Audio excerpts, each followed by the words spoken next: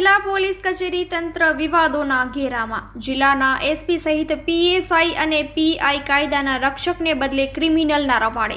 પાટણના એસપી રવિન્દ્ર પટેલ સામે કથિત એક અપહરણ અને ખંડણીના ગુનામાં કોર્ટે તપાસના આદેશ આપ્યાની ઘટના ચર્ચામાં છે અને આખી વર્દી સામે તોડબાજીના છાંટા ઉડ્યા છે. કોર્ટ મેટર છે ત્યારે વધુ એક અરજદારે પોલીસ અધિકારીઓ સામે આક્ષેપ કર્યો છે અને સોશિયલ મીડિયામાં પોતાની વ્યથા રજૂ કરતો વિડીયો વાયરલ કર્યો છે. સિદ્ધપુરના કોટ ગામના એક અરજદાર 3 જુલાઈના રોજ સિદ્ધપુર પોલીસ સ્ટેશનમાં ગયો ત્યારે ફરજ પરના મહિલા પોલીસ અધિકારી તેમજ અન્ય અધિકારીએ કથિત રીતે માર મારી લૂંટ ચલાવી હોવાનું જણાવ્યું છે.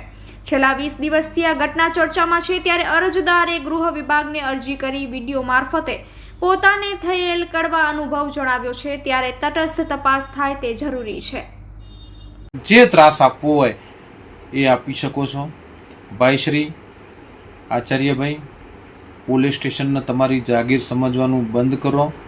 તમારા ઘણા બધા ખોટા કાર્યો છે અને ભગવાન તમને ક્યારેય માફ નહીં કરે. આ દેશનું ન્યાયતંત્ર તમને ક્યારેય માફ નહીં કરે. એ જ વાત સાથે મારી વાત પૂરી કરું છું. આચાર્યભાઈ, મળીએ, હાઈકોર્ટ મળીએ.